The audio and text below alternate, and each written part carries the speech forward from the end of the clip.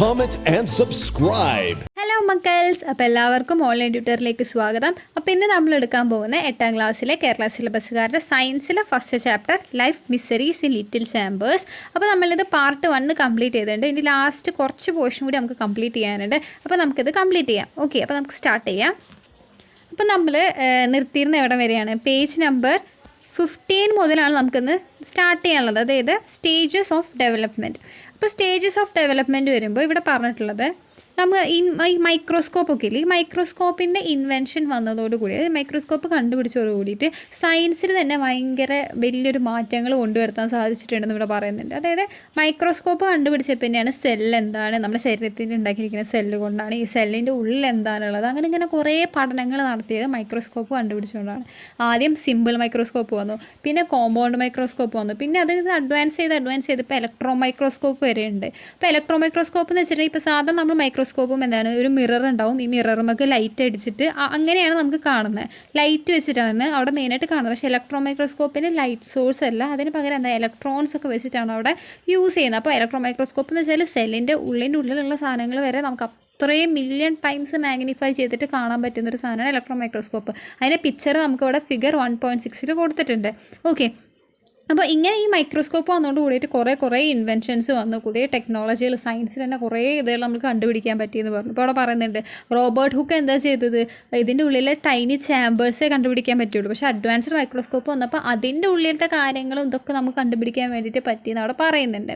Okay, ഇനി അത് കഴിഞ്ഞിട്ട് ന്യൂക്ലിയസ്. നമ്മൾ പറഞ്ഞു എല്ലാ സെല്ലിൻ്റെ നടുഭാഗത്ത് ഉണ്ടായിരിക്കുന്ന ഒരു വട്ടത്തിലുള്ള ഒരു സാധനത്തിനെ പറയുന്നതാണ് സെൻറ്റർ പോർഷനെയാണ് നമ്മൾ ന്യൂക്ലിയസ് എന്ന് പറഞ്ഞിട്ട് നമ്മൾ മുന്നേ പറഞ്ഞിട്ടുണ്ട്. അപ്പോൾ ഈ ന്യൂക്ലിയസ് എന്ന് പറയുന്നത് regulatory centre of the cell. അപ്പോൾ നമുക്ക് ചോദിക്കാം എന്തുകൊണ്ടാണ് ന്യൂക്ലിയസിനെ regulatory centre of the cell എന്ന് പറയാൻ കാരണം. അപ്പോൾ അതിനുള്ള എക്സ്പ്ലനേഷൻ അതിൻ്റെ അടിയിൽ തന്നെ കൊടുത്തിട്ടുണ്ട്. ഈ ന്യൂക്ലിയസിൻ്റെ ഉള്ളിൽ കുറേ പ്രോട്ടീൻസ് ഇങ്ങനെ പ്രൊഡ്യൂസ് ചെയ്യും, കുറേ പ്രോട്ടീനുകൾ ഉണ്ടാവും. ഈ പ്രോട്ടീനാണ് പല ആക്ടിവിറ്റീസ് ചെയ്യാൻ വേണ്ടിയിട്ട് ഇങ്ങനെ റെഗുലേറ്റ് ചെയ്യുന്നത് ഈ പ്രോട്ടീനാണ്. ഈ പ്രോട്ടീനെ പിന്നെ അതിനെ ഇതാക്കാൻ വേണ്ടിയിട്ട് വെച്ചിട്ടുണ്ടെങ്കിൽ പ്രോട്ടീനെ മര്യാദക്കാണ് ഉണ്ടാക്കണത്, അതിൻ്റെ സിന്തസിസ് ഒക്കെ കറക്റ്റ് ആണോ എന്നൊക്കെ നോക്കാൻ വേണ്ടിയിട്ട് ഒരാളുണ്ട്, അതാണ് ജീൻസ് എന്ന് പറയുക. അപ്പോൾ ക്രൊമാറ്റിക് മെറ്റീരിയൽ, ക്രോമസോംസ് എന്നൊക്കെ പറയുന്ന കുറേ കാര്യങ്ങൾ നമ്മൾ പഠിക്കും. അപ്പോൾ ഇതിൻ്റെ ഉള്ളിൽ എന്തുണ്ട്, ജീനുകളുണ്ട്. ആ ജീനുകളാണ് എന്ത് ചെയ്യുന്നത്, ഈ പ്രോട്ടീൻ്റെ പ്രൊഡക്ഷൻ കറക്റ്റ് ആണോ എന്നൊക്കെ നോക്കാൻ വേണ്ടി. അപ്പോൾ എന്തുകൊണ്ടാണ് ന്യൂക്ലിയസിനെ റെഗുലേറ്ററി സെൻറ്റർ എന്ന് വിളിക്കാൻ കാരണം എന്നൊരു ക്വസ്റ്റ്യൻ വന്നു കഴിഞ്ഞാൽ ബിക്കോസ് എന്താണ് nucleus produces so many proteins, this proteins ആണ് എന്ത് ചെയ്യുന്നത്, റെഗുലേറ്ററി ആക്ടിവിറ്റീസ് ഒക്കെ ചെയ്യുന്നത്. അപ്പോൾ അതുകൊണ്ടാണ് നമുക്ക് എന്ത് പറയുന്നത്, ഇതിൻ്റെ regulatory centre of the cell എന്ന് പറയുന്നത്. ഓക്കെ, ഇനി അത് കഴിഞ്ഞിട്ട് അടുത്ത പേജിലേക്ക് പോയി കഴിഞ്ഞാൽ പേജ് നമ്പർ 16 നമുക്ക് കാണാൻ സാധിക്കും. അതായത് ന്യൂക്ലിയസിൻ്റെ ഉൾഭാഗത്തിനെ വീണ്ടും നമുക്ക് അവിടെ പിക്ചറിൽ തന്നിട്ടുണ്ട്. ഈ ന്യൂക്ലിയസിൻ്റെ നടുഭാഗത്തിനെ വീണ്ടും പറയുന്ന പേരാണ് ന്യൂക്ലിയോലസ്. എന്താ പറയുക, ന്യൂക്ലിയസിൻ്റെ നടുഭാഗത്തിന് പറയുന്ന പേരാണ് ന്യൂക്ലിയോലസ്. പിന്നെ നമ്മൾ സൈറ്റോപ്ലാസം, സെല്ലിൻ്റെ ഇങ്ങനെ മറ്റേ പുറംഭാഗമില്ലേ, അതിനെ പറയുന്ന പേര് സൈറ്റോപ്ലാസമാണ്. അപ്പോൾ ഇതുപോലെ തന്നെ ഇവിടെ എന്ത് പറയുന്നു, ന്യൂക്ലിയോ പ്ലാസം. പ്ലാസം എന്ന് പറയുന്നത് ലാസ്റ്റ് ഉണ്ടായിരിക്കും, അതിന് പറയുക ന്യൂക്ലിയോ എന്ന് ഫ്രണ്ടിൽ കൂട്ടി, ന്യൂക്ലിയോലസ്, ന്യൂക്ലിയോ പ്ലാസം. പിന്നെ അവിടെ പുറംഭാഗത്തിന് മെംബ്രെയിനാണ്, അപ്പോൾ എന്താ ന്യൂക്ലിയർ മെംബ്രെയിന്. ഇനി ആ ന്യൂക്ലിയോ പ്ലാസത്തിൽ എന്തുണ്ട്, ഇങ്ങനെ കുറേ ത്രെഡ് പോലെ, നൂല് പോലത്തെ കുറേ സാധനങ്ങളുണ്ട്. ആ സാധനത്തിനെ പറയുന്ന പേരാണ് ക്രൊമാറ്റിൻ റെക്റ്റിക്കുലം. ക്രൊമാറ്റിൻ എന്ന് ഒരെണ്ണത്തിനെ പറയാം, എല്ലാം കൂടി ചേരുമ്പോൾ റെക്റ്റിക്കുലം, ക്രൊമാറ്റിൻ റെക്റ്റിക്കുലം. പിന്നെ അതുമ്പോൾ ചെറിയ ഓട്ടകളുണ്ട്, ഓട്ടകൾ നമ്മൾ പോർന്ന പറയാം, കണ്ടോ, അതിനെ പറഞ്ഞാൽ ന്യൂക്ലിയർ പോർ എന്ന് പറയുന്നത്. അപ്പോൾ ഇങ്ങനത്തെ കാര്യങ്ങളൊക്കെ എന്തുണ്ട്, ന്യൂക്ലിയസിലുണ്ട്. അത് നമ്മൾ മാർക്ക് ചെയ്യാൻ ചിലപ്പോൾ വരും, അപ്പോൾ നിങ്ങൾ പഠിച്ചു വെക്കണം. ഓക്കെ, അപ്പോൾ നമ്മൾ ഓരോരുത്തരെ പറയുമ്പോൾ നടുഭാഗത്ത് നമ്മൾ എന്ത് പറഞ്ഞു, ന്യൂക്ലിയോലസ് എന്ന് പറഞ്ഞു. അപ്പോൾ ന്യൂക്ലിയോലസ് എന്താണ്, they are spherical bodies that play a major role in synthesis of ribosomes. ഇപ്പോൾ ന്യൂക്ലിയോലസ് എന്ന് വെച്ചാൽ സ്പെരിക്കൽ ബോഡീസ് വെച്ചാൽ വട്ടത്തിലുള്ള കുറേ സാധനങ്ങളാണ്. അത് എന്തിനു വേണ്ടിയിട്ട് ഇതാക്കുന്നത്, റൈബോസോമിൻ്റെ സിന്തസിസിന് വേണ്ടിയിട്ട്. എന്തിൻ്റെ, റൈബോസോം എന്ന് പറയുന്ന ചെറിയ മണി പോലത്തെ സാധനങ്ങൾ നമ്മൾ മുന്നേ പഠിച്ചിട്ടുണ്ട് സെല്ലിൽ. അപ്പോൾ അങ്ങനത്തെ സാധനങ്ങളുടെ സിന്തസിസിന് വേണ്ടിയിട്ട് ആരാണ് ന്യൂക്ലിയോലസ് അവിടെ ഹെൽപ്പ് ചെയ്യുന്നത്. ന്യൂക്ലിയോലസ് വെച്ചാൽ ചെറിയ വട്ടത്തിലുള്ള സ്പെരിക്കൽ ബോഡീസാണ്.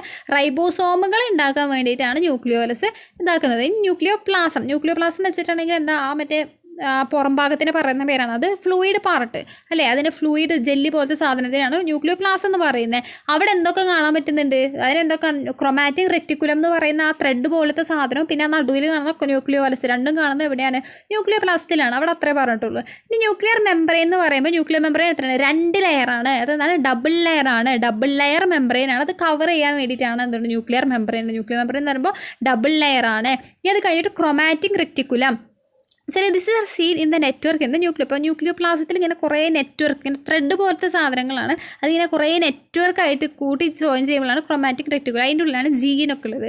ജീൻ വെച്ചിട്ടുണ്ടെങ്കിൽ ഇപ്പോൾ നിങ്ങൾ കുറച്ച് വലുതാകുമ്പോൾ പഠിക്കും വെച്ചിട്ടുണ്ടെങ്കിൽ, ഇപ്പോൾ ഒരു കുട്ടി ഉണ്ടാകുമ്പോൾ അതിൻ്റെ അച്ഛൻ്റെ ജീന് അമ്മയുടെ ജീന് അതിനോടും കൂടി മിക്സ് ചെയ്തിട്ട് വരുന്നു എന്നൊക്കെ പറഞ്ഞ് കുറച്ച് വലിയ ക്ലാസ്സിൽ നിങ്ങൾ പഠിക്കും.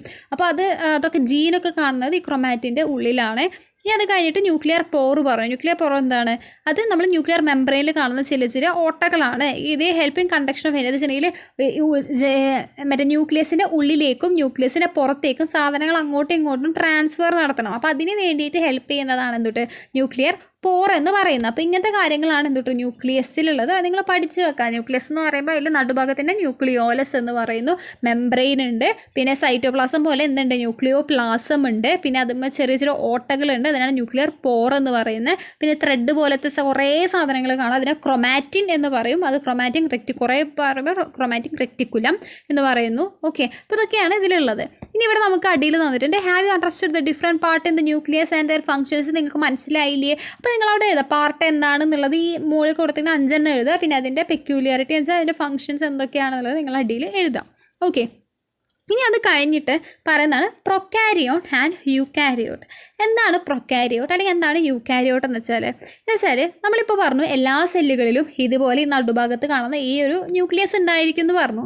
പക്ഷേ ചില സെല്ലുകളിൽ എന്തുണ്ടായിരിക്കില്ല? ഈ ന്യൂക്ലിയസ് ഉണ്ടായിരിക്കില്ല, ഈ നടുഭാഗത്തുള്ള ഈ സാധനം ഉണ്ടായിരിക്കില്ല. അപ്പോൾ അങ്ങനെ ചില സെല്ലുകളുണ്ട്, ന്യൂക്ലിയസ് ഇല്ലാത്ത സെല്ലുകളുണ്ട്.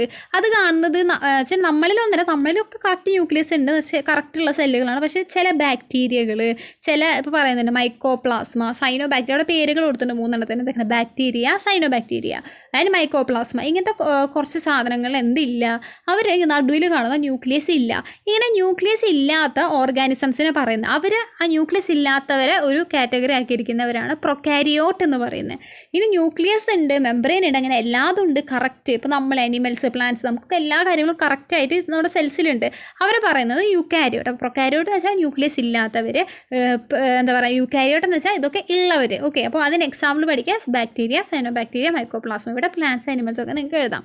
ഓക്കെ, ഇനി അത് കഴിഞ്ഞിട്ട് അടുത്ത പേജിലേക്ക് പോകുമ്പോൾ പേജ് നമ്പർ 17 നിങ്ങൾ നോക്കിക്കഴിഞ്ഞാൽ ഇവിടെ പറയുന്നത് those who change colour and taste. അതായത് നമുക്ക് ഇപ്പോൾ ഒരു മാങ്ങ എക്സാമ്പിളായിട്ട് എടുക്കാം. മാങ്ങ എന്താ പറയുക, പഴുക്കാത്ത സമയത്ത് നമുക്കറിയാം, ഈ നമ്മൾ അച്ചാറൊക്കെ ഇട്ട് തിന്നുന്ന സമയത്ത് നമ്മൾക്ക് എന്താ പച്ച കളറായിരിക്കും പുറത്ത്, അല്ലേ? അത് പുളി ടേസ്റ്റാണ്, അതെ. പക്ഷേ അത് പഴുത്ത് കഴിഞ്ഞിട്ടുണ്ടെങ്കിൽ ആലോചിക്കുക, മധുരമായിട്ട് മാറും, കളറും മാറും, ഓറഞ്ച്, ഒരു മഞ്ഞ, അങ്ങനത്തെ ഒരു കളറൊക്കെ മാറും. അത് എന്തുകൊണ്ടാണ് അങ്ങനെ ഒരു കളർ ഡിഫറൻസ് ഉണ്ടാവാൻ കാരണം? അതെങ്ങനെയാണ് ഈ പച്ച എന്നുള്ളത് എങ്ങനെയാണ് അവിടെ മഞ്ഞ കളറായിട്ട് മാറിയത്? എന്നാലും എങ്ങനെയാണ് ഈ പുളി എന്നുള്ള ഒരു സാധനം എങ്ങനെയാണ് അവിടെ മധുരമായിട്ട് മാറിയത്? നിങ്ങൾ കഴിക്കുന്നുണ്ട്, പക്ഷെ ഇതൊന്നും നമ്മൾ ചിന്തിക്കുന്നില്ല. പക്ഷേ ഇങ്ങനെ നിങ്ങൾ ആലോചിച്ച് നോക്കണം, എന്തുകൊണ്ടാണ് അത് അങ്ങനെ മാറാനുള്ള കാരണം? എന്താ പെട്ടെന്ന് ഇങ്ങനെ ഇതിങ്ങനെ കളറ് മാറാനുള്ള കാര്യം? അതാണ് ആ കുട്ടി ചോദിച്ചത്, എങ്ങനെയാണ് ഇങ്ങനെ കളറ് മാറുന്നത് എന്ന് ചോദിക്കുന്നുണ്ട്. അപ്പോൾ അതിനുള്ള ഉത്തരമാണ് ഒരു വലിയൊരു ബോക്സിൽ അടിയിൽ കൊടുത്തിട്ടുണ്ട്. അതെന്താ സംഭവം എന്ന് വെച്ചിട്ടുണ്ടെങ്കിൽ, നമ്മൾ പറഞ്ഞു നമ്മുടെ ഈ ചെടികളിൽ മാത്രം, പ്ലാന്റ്സിൽ മാത്രം കാണപ്പെടുന്ന ഒരു സാധനമാണ് പ്ലാസ്റ്റിഡ് എന്ന് പറയുന്നത്. പ്ലാസ്റ്റിഡ് എന്ന് പറയുന്ന ഒരു ഓർഗണൽ ആരിൽ കാണുന്നുണ്ട്?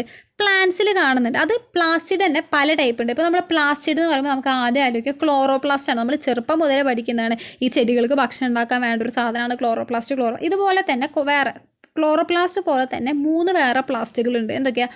ക്രോമോപ്ലാസ്റ്റ്, ല്യൂക്കോപ്ലാസ്റ്റ്, ല്യൂക്കോപ്ലാസ്റ്റ്, പിന്നെ ഡലൂറോ എന്ന് പറഞ്ഞിട്ട്. പക്ഷേ ഇപ്പോൾ ഇതിൽ നിങ്ങൾക്ക് പഠിക്കാനുള്ളത് ക്രോമോപ്ലാസ്റ്റ്, ക്ലോറോപ്ലാസ്റ്റ്, ല്യൂക്കോപ്ലാസ്റ്റ്. അപ്പോൾ അങ്ങനെ 3 പ്ലാസ്റ്റുകൾ പഠിക്കുക. ക്രോമോപ്ലാസ്റ്റ്, ക്രോമോപ്ലാസ്റ്റ്, ല്യൂക്കോപ്ലാസ്റ്റ് എന്ന് പറയുന്ന ഇങ്ങനെ 3 പ്ലാസ്റ്റിഡ്സുകളുണ്ട്. ഓക്കെ, അതിൽ ഈ ക്രോമോപ്ലാസ്റ്റ് ആണ് എന്ത് ചെയ്യുന്നത്? കളറുകൾ മാറ്റാൻ വേണ്ടി. ഇപ്പോൾ നമ്മൾ പറഞ്ഞില്ലേ പച്ച കളറായിരുന്ന മാങ്ങ പിന്നെ മഞ്ഞ കളറാവുന്നു. അങ്ങനെ കളറുകൾ മാറ്റാൻ വേണ്ടിയിട്ട് ഹെൽപ്പ് ചെയ്യുന്നത് ആരാണ്? ക്രോമോപ്ലാസ്റ്റ് ആണ് ഇങ്ങനെ കളറുകൾ ഹെൽപ്പ് ചെയ്യുന്നത്. അതായത് ഈ ക്രോമോപ്ലാസ്റ്റിൻ്റെ അടിയിൽ കുറേ പിഗ്മെൻറ്റ് പോലത്തെ സാധനങ്ങളാണ് അതിവിടെ പറയുന്നത്. എന്തൊക്കെ പിഗ്മെൻറ്റ്? സാന്തോഫിൽ എന്ന് പറയുന്ന പിഗ്മെൻറ്റ്, കെരോട്ടിൻ എന്ന് പറയുന്ന പിഗ്മെൻറ്റ്, ആന്തോസയാനി എന്നൊക്കെ പറയുന്ന ഇങ്ങനെ കുറേ പിഗ്മെൻറ്റുകളുണ്ട്. ഈ പിഗ്മെൻറ്റുകളാണ് അവിടെ കളർ കൊടുക്കുന്നത്. ഇപ്പോൾ സാന്തോഫിലാണ് ആ പിഗ്മെൻ്റ് ആണെങ്കിൽ അത് ആ മഞ്ഞ കളറായിട്ട് മാറുന്നു.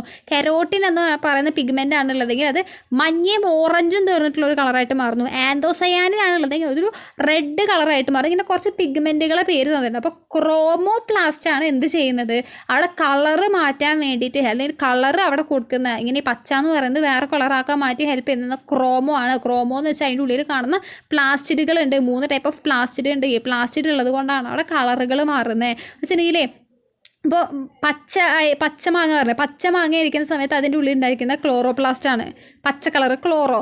പിന്നെ അതെന്തായിട്ട് മാറും, പഴുക്കുന്ന സമയത്ത് അത് ക്ലോറോ എന്ന് പറഞ്ഞിട്ടുള്ളത് ക്രോമോ ആയിട്ട് മാറും. അങ്ങനെയാണ് അവിടെ കളറിൽ അങ്ങനെ ഒരു മാറ്റം ഉണ്ടാകുന്നത്. അപ്പോൾ നമ്മൾ പറഞ്ഞു ലൂക്കോ എന്ന് പറഞ്ഞൊരു സാധനത്തിന് അവിടെ പറഞ്ഞത് അതെന്തിനാണ്, ലൂക്കോപ്ലാസ്റ്റ് വെച്ചാൽ കളറിൻ്റെ ഒരു കാര്യത്തിൽ അത് ഇടപെടാൻ പോവില്ല. അത് മെയിനായിട്ട് ഫുഡ് സ്റ്റോർ ചെയ്യുക അങ്ങനത്തെ കാര്യത്തിനൊക്കെ വേണ്ടിയിട്ടുള്ള, അല്ലാണ്ട് ഇങ്ങനത്തെ ഒരു കാര്യത്തിൽ ഇടപെടാൻ പോവില്ല. ഓക്കെ, അപ്പോൾ അവിടെ ഇത് പറയുന്നത് starch is converted to sugar. അപ്പോൾ അങ്ങനെയൊക്കെയാണ് ടേസ്റ്റും മാറുന്നത്. അപ്പോൾ മെയിനായിട്ട് നമ്മളിവിടെ പറയുമ്പോൾ എന്താ, അതായത് ഇതിൻ്റെ കളറ് മാറാനുള്ള കാരണം എന്താണ്, അവിടെ എന്ത് പ്ലാസ്റ്റാണ്, ക്രോമോപ്ലാസ്റ്റ് ആണ്. ക്രോമോപ്ലാസ്റ്റിൻ്റെ ഉള്ളിൽ 3 പിഗ്മെൻറ്റ് പറഞ്ഞു, സാന്തോഫില്, കെരോട്ടിന്, ആന്തോസയാനിൻ. ഇങ്ങനത്തെ ഈ ഒരു സാധനം ഉള്ളതുകൊണ്ടാണ് അവിടെ കളറുകൾ മാറുന്നത്, ഫ്രൂട്ട്സിൻ്റെ കളറുകൾ മാറുന്നത്. ഓക്കെ, ഇനി അതിൻ്റെ പേജിൻ്റെ സൈഡിൽ ബയോ മെംബ്രെയിൻ എന്ന് പറഞ്ഞ് കൊടുത്തിട്ടുണ്ട്. അതായത് നമ്മളിപ്പോൾ ഫസ്റ്റ് മുതൽ പറഞ്ഞപ്പോൾ നമ്മൾ പറഞ്ഞിട്ടുണ്ട് സെൽ മെംബ്രെയിൻ, ന്യൂക്ലിയോ മെംബ്രെയിൻ, കുറേ മെംബ്രെയിൻ എന്ന് പറഞ്ഞിട്ട് കുറേ സാധനങ്ങളൊന്നും. എന്തിനാണ് ഈ മെംബ്രെയിൻ, എന്തിനാണ് സെൽസിനൊക്കെ എന്തിനാണ് ഈ മെംബ്രെയിൻ ഉള്ളത്, നമുക്ക് എന്തിനാണ് ഇവർക്ക് ഈ കവറിങ് ഉള്ളത്, കവറിങ് ഇപ്പോൾ ഡബിൾ മെംബ്രെയിൻ ആണ് ന്യൂക്ലിയസിനുള്ളത്, എന്തിനാ അവർക്ക് മെംബ്രെയിൻ ഉള്ളത്. അപ്പോൾ ഒന്നാമത്തെ കാര്യം നമുക്ക് പറയാം പ്രൊട്ടക്ഷന് വേണ്ടിയിട്ടാണെന്ന് പറയാം. പിന്നെ രണ്ടാമത്തെ നമുക്ക് പറയുന്ന കാര്യം എന്ന് വെച്ചാൽ പ്രൊട്ടക്ഷൻ എന്ന് പറയുമ്പോൾ എന്താ, പുറത്ത് വല്ല സാധനങ്ങൾ ഇൻഫെക്ഷനൊക്കെ വരുവാണെങ്കിൽ അതിനെ പ്രൊട്ടക്റ്റ് ചെയ്യാൻ വേണ്ടിയിട്ടാണ് നമുക്ക് മെംബ്രെയിൻ ഉള്ളത്. അത് മാത്രമല്ല ഇങ്ങനെ കണ്ടക്ഷൻ ഓഫ് മെറ്റീരിയൽസ്, അതായത് അവിടെ നിന്നും ഇങ്ങോട്ടും സാധനങ്ങൾ എക്സ്ചേഞ്ച് ചെയ്യാനും വേണ്ടിയിട്ട് എന്ത് വേണം, സെൽ മെംബ്രെയിനുകൾ, ബയോ മെംബ്രെയിൻ വേണം. അത് വെച്ചിട്ടുണ്ടെങ്കിൽ എല്ലാത്തിനെയും കടത്തിയൊന്നും വിടില്ല. ഇങ്ങനെ സ്പെഷ്യലി സെലക്ട് ചെയ്ത കുറച്ച് കാര്യം, ഇത് നമ്മുടെ സെൽസിന് നല്ലതാണ്, ആവശ്യമാണ്, അങ്ങനെയുള്ളതിന് മാത്രം ചിലതിനെ കടത്തി വിടുന്നുണ്ട്. അതിന് സെലക്റ്റീവ്ലി പെർമിബിൾ മെംബ്രെയിൻ സെലക്ട് ചെയ്തിട്ട് മാത്രം കടത്തി വിടുക, അങ്ങനത്തെ കുറച്ച് കാര്യങ്ങൾ. അപ്പോൾ ഇതിനൊക്കെ വേണ്ടിയിട്ടാണ് കണ്ടക്ഷൻ ഓഫ് മെറ്റീരിയൽസ്, പ്രൊട്ടക്ഷൻ. അപ്പോൾ ഇതിനൊക്കെ വേണ്ടിയിട്ടാണ് ബയോ മെംബ്രെയിൻ ഉള്ളത്. ഇതാണ് നമുക്ക് അവിടെ അതിൽ കൊടുത്തിട്ടുള്ളത്. ഓക്കെ, ഇനി അത് കഴിഞ്ഞിട്ട് നെക്സ്റ്റ് പേജിലേക്ക് വരുമ്പോൾ നിങ്ങൾക്ക് പേജ് നമ്പർ 18 പോകുമ്പോൾ ഇവിടെ ഒരു സെല്ല് തന്നിട്ടുണ്ട്. ഈ സെല്ലിൽ നിങ്ങൾ പറഞ്ഞു മുന്നേ നിങ്ങൾ പഠിച്ചിട്ടില്ലേ, ഈ സെല്ലിനെ കുറിച്ച് പഠിച്ചിട്ടില്ലേ എന്നാണ് നിങ്ങൾ ചോദിച്ചിട്ടുള്ളത്. അപ്പോൾ ഇത് അനിമൽ സെല്ലാണ്. അപ്പോൾ ഈ നമുക്ക് പറയാനുള്ളത് ഇപ്പോൾ പ്ലാന്റ് സെൽസിൽ മാത്രം കാണുന്ന പ്ലാസ്റ്റിഡ്സ് ഒക്കെ നമ്മൾ പറഞ്ഞു, ഇത് പ്ലാന്റിൽ മാത്രമേ കാണുന്നത്. അതുപോലെ തന്നെ അനിമൽസിൽ മാത്രം കാണപ്പെടുന്ന കുറച്ച് കാര്യങ്ങളുണ്ട്. അതിലൊന്നാമത്താണ് സെൻട്രോസോം എന്ന് പറയുന്നത്, രണ്ടാമത്താണ് ലൈസോസോം എന്ന് പറയുന്നത്. സെൻട്രോസോം എന്ന് പറയുന്നത്, ലൈസോസോം എന്ന് പറയുന്നത് അനിമൽ സെൽസിൽ മാത്രമേ ഇത് കാണാൻ പറ്റുള്ളൂ. അപ്പോൾ സെൻട്രോസോംസ് വെച്ചാൽ ഇവിടെ പറയുന്നുണ്ട് ബോക്സിൽ, അതെന്താണ്, അത് അനിമൽസിൽ മാത്രമേ കാണൂ. അതായത് നമ്മൾ പറഞ്ഞു സെൽ ഡിവിഷൻ നടത്തുന്ന സമയത്ത് ഒരു ഇമ്പോർട്ടൻറ്റ് റോൾ പ്ലേ ചെയ്യുന്ന ഒരാളാണ് സെൻട്രോസോം. സെൽ ഡിവൈഡ് ചെയ്യുന്ന സമയത്ത് ഇങ്ങനെ നടുഭാഗത്ത് ഇങ്ങനെ ഉണ്ടായിരിക്കുന്ന സാധനമാണ് സെൻട്രോസം. അപ്പോൾ സെൽ ഡിവിഷൻ വലിയ ക്ലാസ്സിൽ നിങ്ങൾ പഠിക്കുന്ന കാര്യങ്ങളാണ് സെൽ ഡിവിഷനൊക്കെ. അപ്പോൾ വരുന്നതാണ് സെൻട്രോസം. അപ്പോൾ ഇത് പഠിക്കുക, അനിമൽസിൽ മാത്രം കാണപ്പെടുന്ന ഒരു സാധനമാണ് എന്തിട്ട് സെൻട്രോസോം എന്ന് പറയുന്നത്. അനിമൽസിലേ മാത്രമേ കാണാൻ പറ്റുള്ളൂ. ഇനി അത് കഴിഞ്ഞിട്ട് വരുന്നതാണ് ലൈസോസോം എന്ന് പറയുന്നത്. ലൈസോസോം ശരിക്കും നിങ്ങൾ സൂയിസൈഡ് ബാഗ് എന്നൊക്കെ പറഞ്ഞിട്ട് ഇതും വലിയ ക്ലാസ്സിൽ വരും. അപ്പോൾ ലൈസോസോം എന്ന് വെച്ചിട്ടുണ്ടെങ്കിൽ എന്താണ്, അതിനുള്ളിൽ വെച്ചിട്ടുണ്ടെങ്കിൽ ഇപ്പോൾ നമ്മുടെ സെല്ലിനെ ആക്രമിക്കാൻ വേണ്ടിയിട്ട് പുറത്തുനിന്ന് കുറച്ച് ആൾക്കാർ വരികയാണ്. അപ്പോൾ അവരെ കൊല്ലണം. അതിനെ കൊല്ലാൻ വേണ്ടിയിട്ട് കുറച്ച് എന്താണ് ഡിസ്ട്രക്ഷന് വേണ്ടിയിട്ടുള്ള കുറച്ച് എൻസൈമുകൾ, ജ്യൂസസ്, സാധനങ്ങളൊക്കെ ഉള്ളതാണ് ലൈസോസോം എന്ന് പറയുന്നത്. അപ്പോൾ അവിടെ ഉണ്ടായിരിക്കുന്നത് അതിൻ്റെ ഉള്ളിൽ എന്താണ് ഡൈജസ്റ്റീവ് എൻസൈമുകളുണ്ട്. ഇതിന് വേണ്ടി ഡിസ്ട്രക്ഷൻ ഓഫ് ഫോറിൻ സബ്സ്റ്റൻസസ്, അതും അനിമൽ സെൽസിലേ കാണാൻ പറ്റുള്ളൂ. അപ്പോൾ രണ്ടെണ്ണം അനിമൽ സെൽസിൽ മാത്രം കാണുന്നത് എന്തൊക്കെയാണ്, സെൻട്രോസോമും ലൈസോസോമും. ഇത് രണ്ടെണ്ണം എന്തിൽ മാത്രമേ കാണുള്ളൂ, അനിമൽ സെൽസിൽ മാത്രമേ കാണുള്ളൂ. അപ്പോൾ ഇവിടെ നിങ്ങൾക്കൊരു പിക്ചർ തന്നിട്ടുണ്ട്. നിങ്ങൾ അനിമൽ സെൽസിനെയും പ്ലാന്റ് സെൽസിനെയും നോക്കിയിട്ട് ഇതിൽ രണ്ടെണ്ണത്തിൽ മാത്രം കാണപ്പെടുന്ന കുറച്ച് കാര്യങ്ങൾ ഉണ്ടാക്കുക. അപ്പോൾ ഫസ്റ്റ് നമുക്ക് വന്നിട്ടുള്ളത് അനിമൽ സെൽസിൽ എന്തൊക്കെയാണ്. അപ്പോൾ നമ്മൾ എഴുതാം സെൻട്രോസോം, ലൈസോസോം, ഇത് രണ്ടും അനിമൽ സെൽസിൽ മാത്രമേ കാണുള്ളൂ. കോമൺ ആയിട്ട് കാണുന്ന കാര്യങ്ങൾ നടുവിൽ എഴുതുക. പ്ലാന്റ് സെൽസിൽ മാത്രം കാണുന്ന ഏതൊക്കെയാണ്, സെൽ വാള് പ്ലാന്റ് സെൽസിലാണ്, പ്ലാസ്റ്റിഡ്സ് പ്ലാന്റ് സെൽസിലാണ്, പിന്നെ വാക്യൂൾ എന്ന് പറയുന്നത് നിങ്ങൾ കുറച്ച് മുകളിൽ പോയി കഴിഞ്ഞാൽ ഫസ്റ്റത്തെ പാർട്ട് 1 പഠിച്ചിട്ടുണ്ട്. വാക്യൂൾ എന്ന് പറയുന്നത് എന്താണ്, അത് പ്ലാന്റ് സെൽസിൽ മാത്രമേ കാണുള്ളൂ. പിന്നെ കോമൺ ആയിട്ടുള്ള കാര്യങ്ങൾ ന്യൂക്ലിയസ്, സെൽ മെംബ്രെയിൻ, സൈറ്റോപ്ലാസം, ഇങ്ങനത്തെ കുറച്ച് കാര്യങ്ങൾ അവിടെ കോമൺ ആയിട്ട് വരുന്നത് നിങ്ങൾ നടുവിൽ എഴുതാൻ പറഞ്ഞിട്ടുണ്ട്. ഓക്കെ, അപ്പോൾ ഇങ്ങനെ ഇല്ലുസ്ട്രേഷൻ നോക്കിയിട്ട് നിങ്ങൾ ഇവിടെ എഴുതാൻ പറയുന്നുണ്ട്. ഓക്കെ, അപ്പോൾ ഇതാണ് ഈ ചാപ്റ്ററിലുള്ളൂ. പക്ഷേ നിങ്ങൾക്ക് പഠിക്കാനുള്ള കുറേ കാര്യങ്ങളുണ്ട്, നിങ്ങളിത് പഠിച്ചേ പറ്റൂ. ഓക്കെ, അപ്പോൾ ഈ ഒരു ചാപ്റ്റർ ഇവിടെ കഴിയാണ്. അപ്പോൾ നിങ്ങൾക്കത് മനസ്സിലായിട്ടുണ്ടാകുമെന്ന് വിചാരിക്കും. അപ്പോൾ നിങ്ങൾ പാർട്ട് 1 കണ്ടു നോക്കുക, എന്നിട്ട് നിങ്ങളത് കണ്ടിന്യൂസ് ആയിട്ട് കാണാം കേട്ടോ. അപ്പോൾ ശരി, അപ്പോൾ നിങ്ങൾക്ക് ഈ ഒരു ചാനൽ നിങ്ങൾക്ക് ഇഷ്ടമാവുകയാണെങ്കിൽ നിങ്ങൾ സബ്സ്ക്രൈബ് ചെയ്യുക, ലൈക്ക് ചെയ്യുക, നിങ്ങൾ ഷെയർ ചെയ്ത് കൊടുക്കുക കേട്ടോ. അപ്പോൾ നമുക്ക് നെക്സ്റ്റ് വീഡിയോയിൽ കാണാം. ടാറ്റാ.